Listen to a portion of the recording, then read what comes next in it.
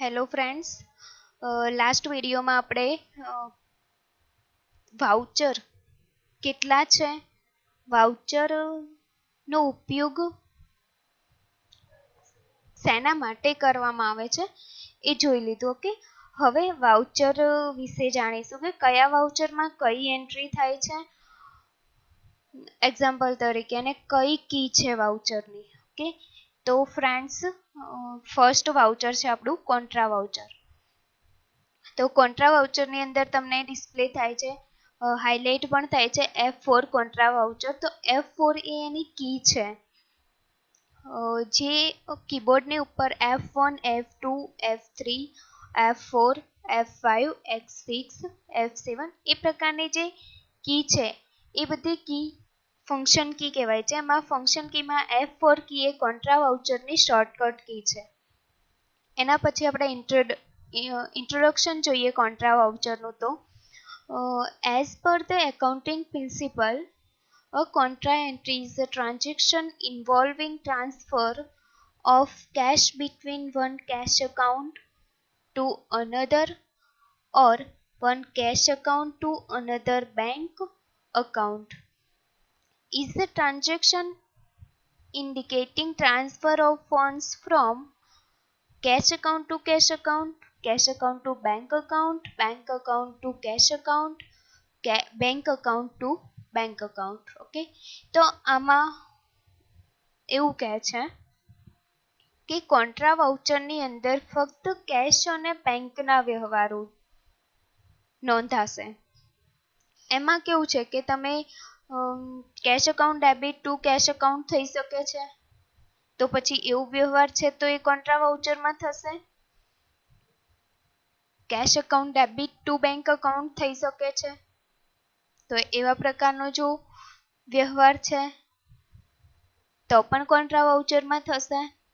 Bank account to cash account મતલબ કે bank account debit to cash account, તો એ વ્યવહાર પણ છે તો એની એન્ટ્રી પણ કોન્ટ્રા વાઉચરમાં કરવાની રહેશે. Bank account to bank account, bank account debit to bank account હોય તો પણ એ કોન્ટ્રા વાઉચરની અંદર થઈ શકશે. હવે આ પ્રકારના વ્યવહાર ક્યારે હશે? તો જ્યારે કેશ ટુ કેશ એટલે કે પેટી કેશ ઇન્ક્લુડ થતી હશે ત્યારે થશે. જેમ કે કેપિટલની કેશમાંથી, મૂડીમાંથી થોડી ઘણી કેશ તમે પરચુરણ ખર્ચ માટે અલગ પાડો છો. એક કેશનો ભાગ જ છે પણ તમે અલગ પાડો છો, અને એક કોઈ તમારા કેશિયર યા એકાઉન્ટન્ટને આપો છો તો એ તમારી પેટી કેશ ગણાશે. તો એ એન્ટ્રી કેશ ટુ કેશની છે તો કોન્ટ્રા વાઉચરમાં. એના પછી cash to bank. Cash to bank ક્યારે થશે? તો જ્યારે વિથડ્રોઅલ હશે, જ્યારે તમે બેંકમાંથી ઉપાડ કરો છો ત્યારે તમારી એન્ટ્રી કેશ ટુ બેંકની હશે, જે કોન્ટ્રા વાઉચરમાં થશે. એના પછી છે bank account to cash account. એ ક્યારે થશે? તો જ્યારે તમે બેંકમાં ડિપોઝિટ કરો છો, બેંકમાં પૈસા ભરો છો.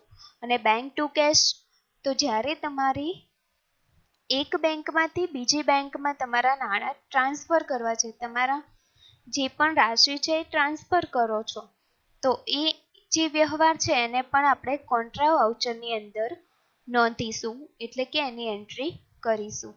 હવે કોન્ટ્રા વાઉચર તમે કઈ રીતે ઓપન કરશો? તો go to gateway of Tally accounting vouchers, એની અંદર સિલેક્ટ F4. તમારે કીબોર્ડની F4 કી પ્રેસ કરો છો ત્યારે તમારું કોન્ટ્રા વાઉચર ઓપન થઈ જાય છે. તો આપણે જોઈશું કોન્ટ્રા વાઉચરની ડિસ્પ્લે. કોન્ટ્રા વાઉચરની ડિસ્પ્લે આ રીતે તમને જોવા મળે છે. તો ફ્રેન્ડ્સ, જોઈ લઈએ આપણે ખોલીને. ગેટવે ઓફ ટેલી તો છે જ. ગેટવે ઓફ ટેલીની અંદર એકાઉન્ટિંગ વાઉચરની અંદર F4. હવે કઈ રીતે ખબર પડશે કે કોન્ટ્રા વાઉચર છે? તો અહીંયા લાલ જે બોક્સ છે એમાં હેડલાઇન થાય છે, તમારે હાઇલાઇટ થાય છે કે આ કોન્ટ્રા છે. ઉપર લખેલું છે કે કોન્ટ્રા, તો આ તમારું કોન્ટ્રા વાઉચર છે. આ રીતની તમારી ડિસ્પ્લે શો થશે. એના પછી જોઈએ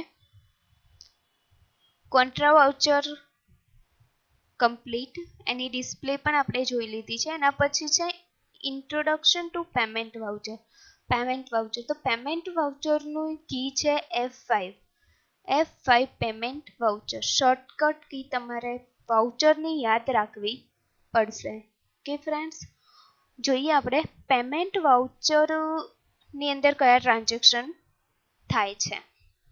તો payment voucher is use to account all the payments made by the company by way of cash and bank.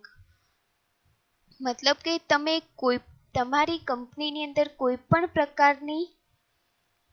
પ્રકારનું પેમેન્ટ છે, બધા જ ચૂકવણી જે છે, જે કેશથી થઈ છે યા બેંકથી થઈ છે, પણ એ ચૂકવણી છે, તો એ બધા જ વ્યવહારો તમારા પેમેન્ટ વાઉચરની અંદર થશે. પેમેન્ટ વાઉચરની અંદર તમારે એ ટ્રાન્ઝેક્શનની એન્ટ્રી કરવાની રહેશે.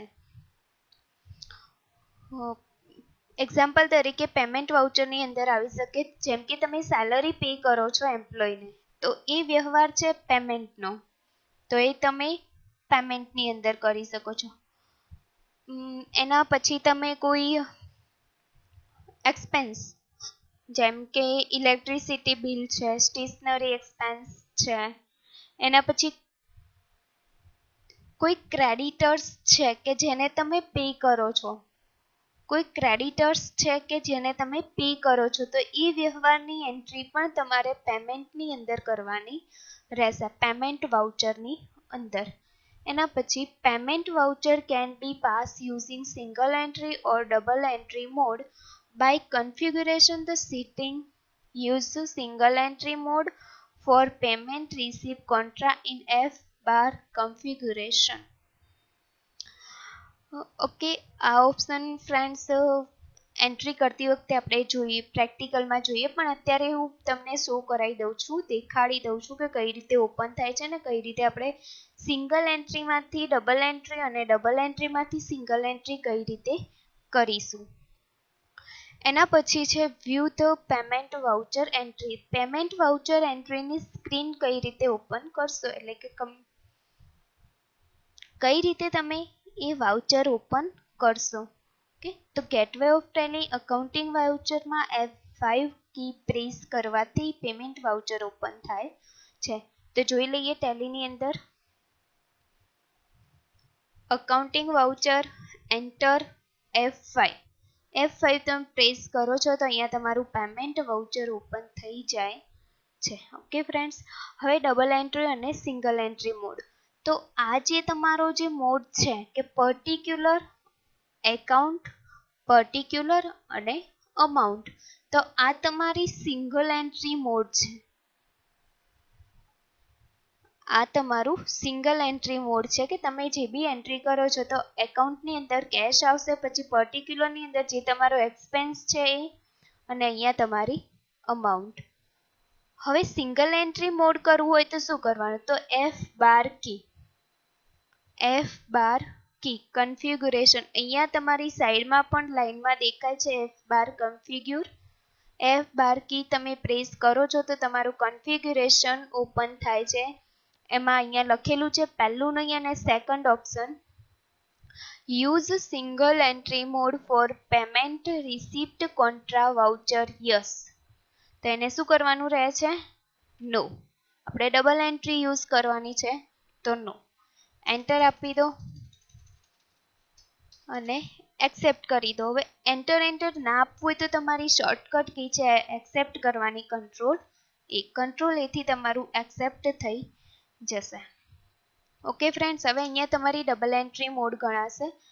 ડબલ એન્ટ્રીની અંદર અહીંયા particular and debit and credit, જે તમારું ડેબિટ થાય છે ડેબિટમાં લખાશે, ક્રેડિટ થાય છે ક્રેડિટમાં લખાશે, બાય અને ટુમાં. Okay friends, single entry mode અને ડબલ એન્ટ્રીમાં આઈડિયા આવી ગયો. પેમેન્ટ વાઉચરની સ્ક્રીન તમારી આ રીતની શો થશે. એના પછી નેક્સ્ટ વાઉચર છે receipt voucher. Introduction to receipt voucher.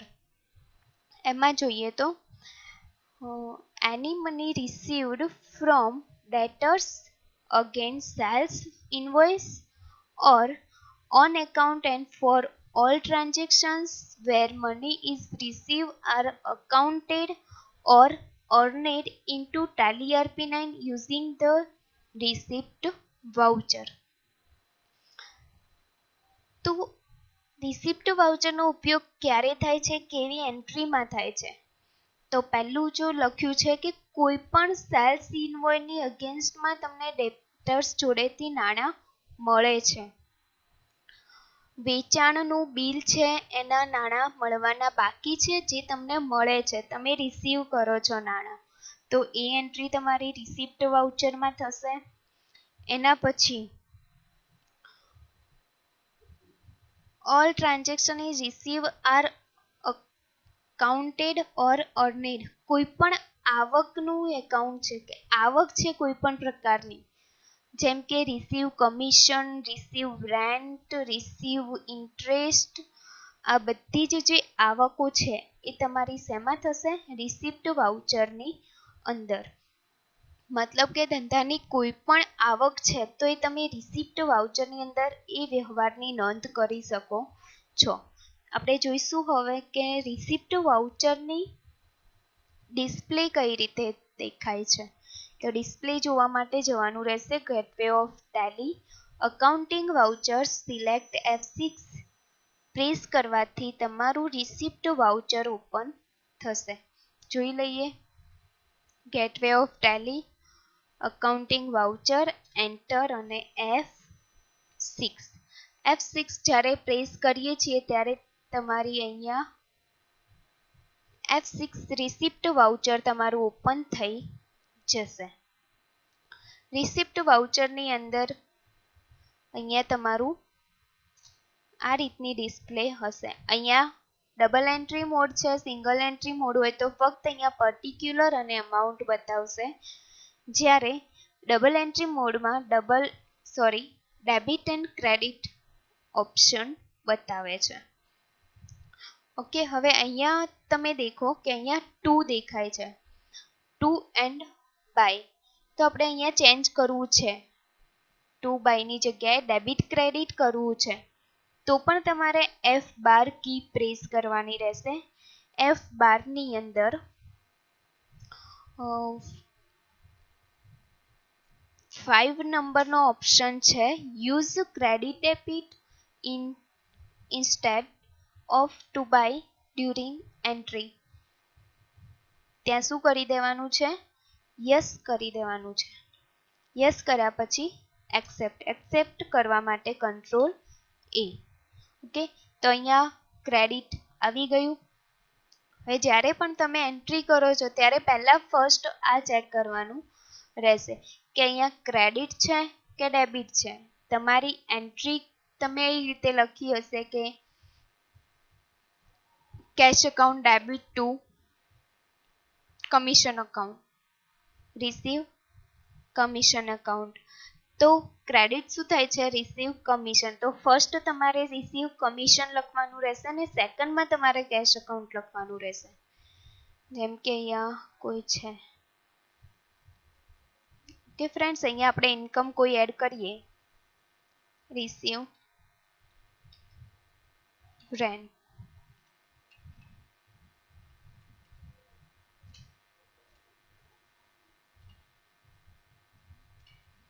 Receive rent. Okay,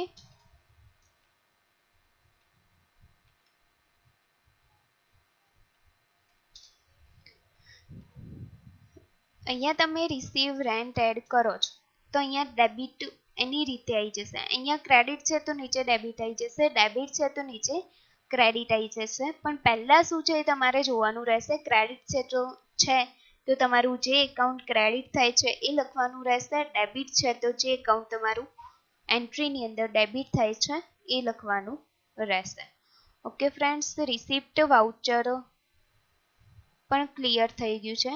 એના પછી નેક્સ્ટ છે જનરલ વાઉચર. જનરલ વાઉચરની અંદર કઈ રીતનું જનરલ વાઉચરનો ઉપયોગ થાય છે એ જોઈશું. તો જોઈએ You will not record all kind of transactions by using the general voucher. In this voucher, you can record adjustment entries, provisional entries, and tax adjustment entries, except cash and bank transactions. મતલબ કે તમે general વાઉચરનો ઉપયોગ બધા જ ટ્રાન્ઝેક્શનની અંદર નથી કરી શકતા, પણ એવા ટ્રાન્ઝેક્શનની અંદર તમે જનરલ વાઉચરનો ઉપયોગ કરશો કે જેમાં એડજસ્ટમેન્ટ એન્ટ્રીઓ હોય, જેમાં બધી જ એડજસ્ટમેન્ટનો રેકોર્ડ રાખવાનો હોય છે, એવા ટ્રાન્ઝેક્શન છે કે જેને આપણે જનરલ વાઉચરની અંદર એની એન્ટ્રી કરીશું. તો એમાં પ્રોવિઝનલ એન્ટ્રી પણ આવી જશે અને ટેક્સ એડજસ્ટમેન્ટ એન્ટ્રી પણ આવી જાય છે. એમાં કેશ અને બેંક સિવાયની બધી જ એન્ટ્રીઓ આવી જાય છે, જેમાં કેશ કે બેંક ઇન્ક્લુડ થતી નથી. કેશ અને બેંક સિવાયની બધી એડજસ્ટમેન્ટ એન્ડ પ્રોવિઝનલ એન્ટ્રી. તો આપણે જોઈશું જનરલ વાઉચરની સ્ક્રીન કઈ રીતે ઓપન થાય છે, કેવી જોવા મળે છે. ગેટવે ઓફ ટેલીની અંદર અકાઉન્ટિંગ વાઉચરની અંદર F7 જોઈશું. F7 એટલે કે જનરલ વાઉચર. તો આ રીતની તમારી જનરલ વાઉચરની પણ આ પણ તમારી ડબલ એન્ટ્રી મોડ છે. સિંગલ એન્ટ્રી મોડ કરવું હોય તો એ જ પ્રોસેસ F12, જે ઓપ્શન આપણે યસ કર્યો હતો સિંગલ એન્ટ્રી મોડનો, એ તમારે નો કરી દેવાનો રહેશે. કે ફ્રેન્ડ્સ, જનરલ વાઉચર અહીંયા ઓપન થઈ ગયું છે. આ રીતની એની ડિસ્પ્લે છે જે તમને શો થશે. એના પછી છે next sales voucher. Introduction to sales voucher. તો જોઈએ, when a company sells goods on credit or cash, sales voucher is used to record all the sales transaction of the company. કંપનીના બધા જ સેલ્સના ટ્રાન્ઝેક્શન માટે સેલ્સ વાઉચરનો ઉપયોગ થાય છે. અને સેલ્સ વાઉચરની અંદર